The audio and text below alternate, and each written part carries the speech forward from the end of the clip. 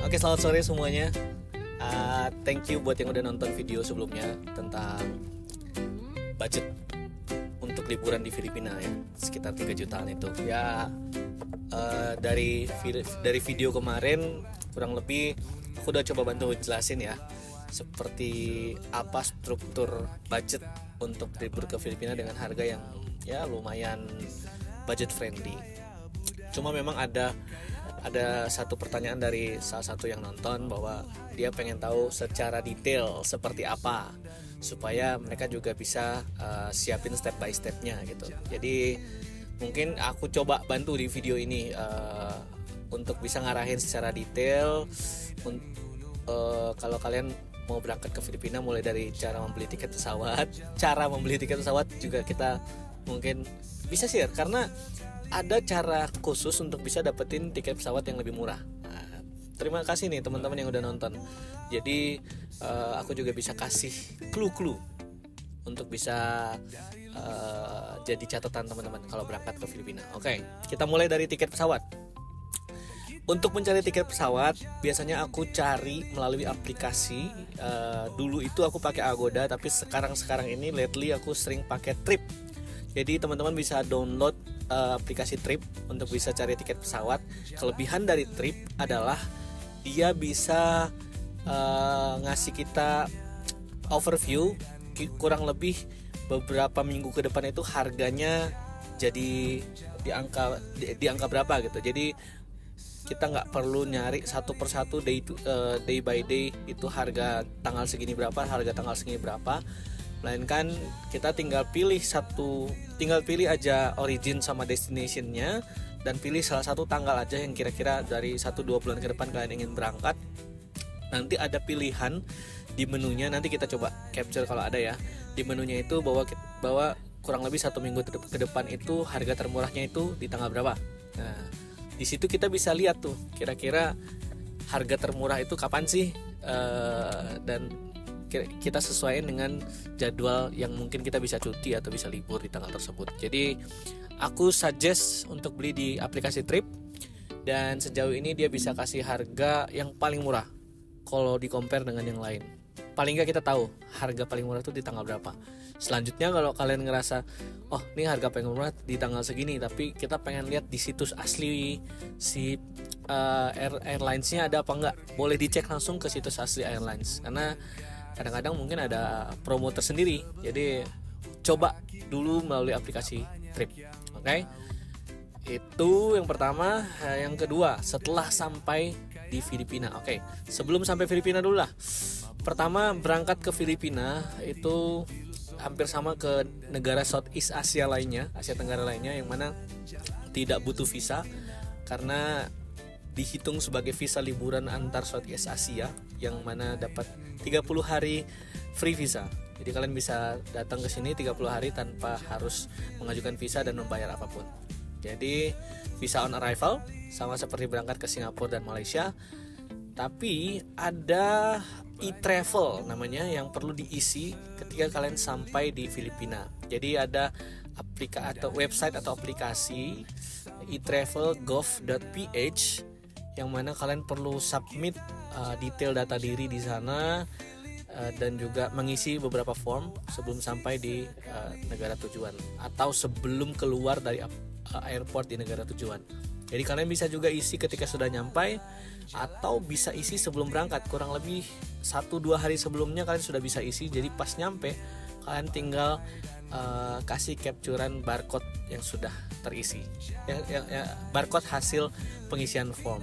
Ini kayaknya mirip kayak di Indonesia lah ya. Kalau kita nyampe Indonesia kan kita harus isi form tuh, form bea cukai dan juga form untuk masuk ke Indonesia, peduli apa gitu ya.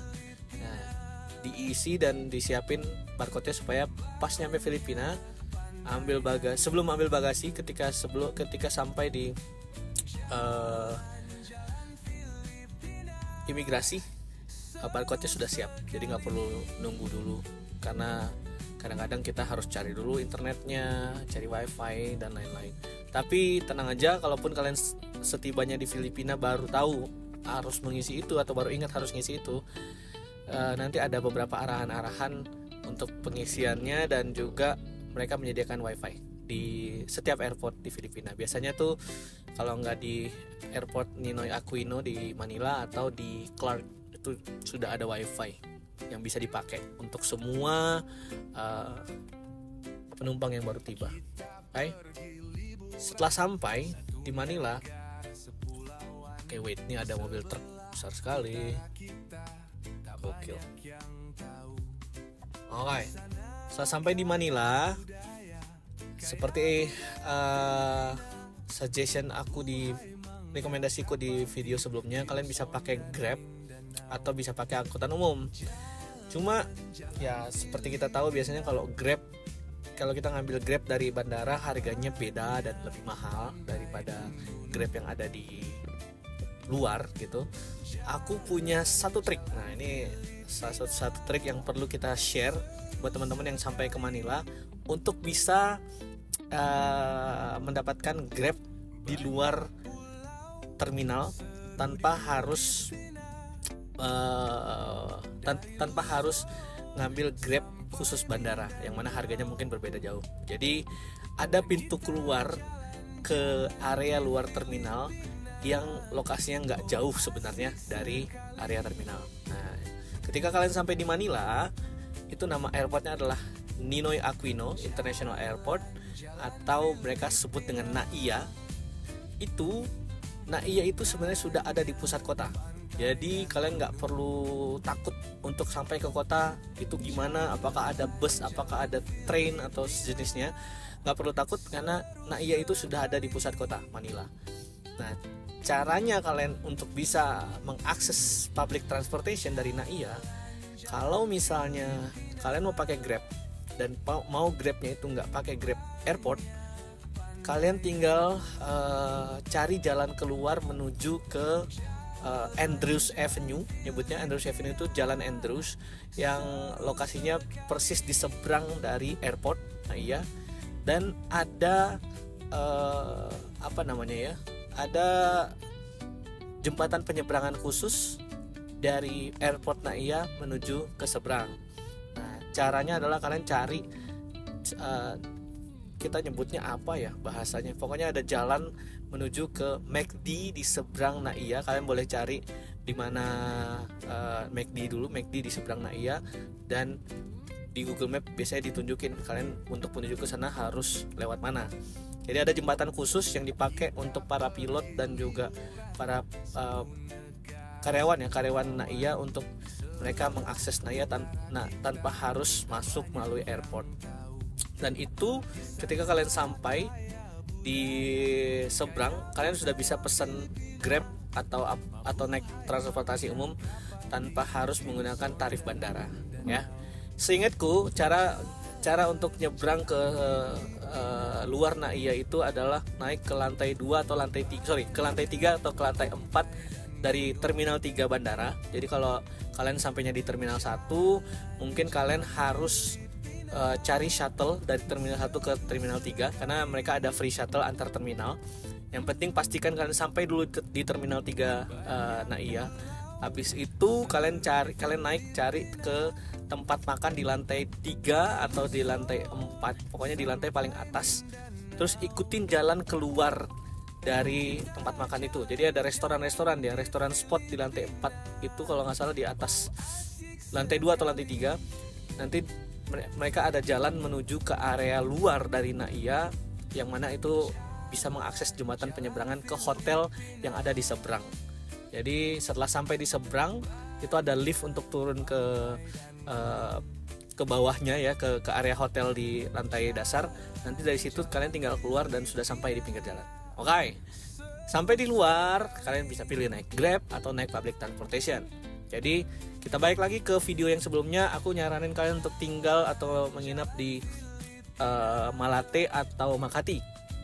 Kalau kalian mau ke Makati, aku saranin kalian untuk coba langsung aja naik Grab, karena untuk ke Makati itu agak repot kalau harus pindah-pindah menggunakan jeepney atau public transportation. Sedangkan kalau kalian ingin menginap di area Malate, mungkin sepertinya persis di pinggir jalan di seberang NAIA itu ada jeepney yang bisa mengakses area sekitar Malate. karena itu hanya selurusan dari areanya Malate, itu hanya selurusan dari areanya Naia Airport gitu. Jadi untuk biaya jeepney itu kurang lebih sekitar 15 peso sampai 20 peso, siapin aja 15 sampai 20 peso. Ketika kalian naik, kalian nggak akan disangka macam-macam karena biasanya muka-muka Indonesia tuh dianggap orang Filipina, jadi mereka nggak akan curiga kalian tuh foreigner atau apa. Tapi yang jelas kalau kalian nggak mau nanya-nanya, nggak mau repot-repot, langsung aja sambil buka Google Map. Kalau kalian rasa sudah mulai dekat sampai di tujuan, kalian tinggal ketuk bagian atas dari jeepney dan sebutin satu magic words yaitu Parapo. Jadi kalau kalian nyebutin Parapo, itu artinya kalian sudah sampai di tujuan dan kalian kayak di Indonesia tuh bilang pinggir mas atau kiri mas gitu. Jadi tunggu aja, pastikan aja kalian sudah nyampe di lokasi baru ketuk bagian atas dari jeepney. Kalau naik Grab ya udah sampai di lokasi. Harusnya sih biaya Grab itu kurang lebih dari mulai 50 peso sampai tergantung lokasi berapa jauh. Tapi harusnya harganya masih ya cukup bersahabat lah, tidak terlalu over mahal kalau misalnya dibandingkan Grab yang ada di dalam area Naia. Ketika sampai di penginapan, nah untuk penginapan pun cara untuk ngebooking penginapan ya kayaknya nggak perlu diajarin karena di aplikasi apapun ada, bisa pakai Agoda, bisa pakai Trip tadi juga di aplikasi yang sama untuk booking pesawat, dan Airbnb kalau kalian mau coba Airbnb. Jadi semua opsi itu sama persis seperti yang ada di Indonesia. Kalian bisa beli sebelum kalian tiba, jadi langsung aja di Indonesia di booking. Ketika udah nyampe nggak ada macam-macam sih. Setelah itu tinggal besokannya kalau mau berangkat dari hotel, mau berangkat ke tempat-tempat yang lain, kalian tinggal lihat aja di sekitar apakah ada jeepney, apakah ada public transportasi lain yang bisa dipakai. Tinggal kalian browsing aja kira-kira nih tujuannya ke mana atau bagaimana cara mengakses lokasi-lokasi yang kalian tuju ya. Selain dari jeepney, kalau mau naik MRT, nah ini cara ngajarin untuk naik MRT. Dia ada dua jenis MRT di Manila, ada MRT dan LRT. Ya kurang lebih sama-sama city train lah ya. Dan untuk dari Makati biasanya itu pakai MRT, kalau dari Malate itu LRT. Dan dua-duanya kurang lebih dekat dengan lokasi yang aku sebutin kemarin. Karena Malate itu nggak terlalu jauh dari LRT, jadi kalian bisa akses langsung ke stasiun LRT terdekat. Dan juga Makati itu ada Ayala atau Magallanes yang nggak terlalu jauh juga dari lokasi tempat menginap kalian nanti. Dan untuk bisa naik MRT nggak perlu repot-repot, tinggal datang ke tempat MRT. Biasanya ada vending machine juga kalau kalian punya koin ataupun mata uang peso yang sudah terpecah gitu ya. Karena untuk vending machine cuma menerima uang cash dan uang pas. Atau kalian bisa ke kasir aja. Jadi tinggal sebutin tujuannya kemana. Nanti di situ udah ada listnya tuh. Kira-kira kalau tujuannya mau kemana, mau ke North Avenue atau ke Taft Avenue, itu berapa harganya gitu.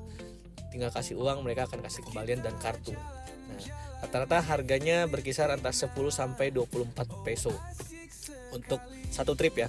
Nanti kartu itu kalian akan pakai untuk di-scan masuk ke area MRT, dan ketika keluar dari MRT kalian tinggal insert masuk ke dalam mesin gate untuk masuk ke area MRT. Jadi kayaknya mirip-mirip lah sama di Indonesia ya. Cuma bedanya kalau di Indonesia sekarang udah bisa pakai tap e-money dan lain-lain kan.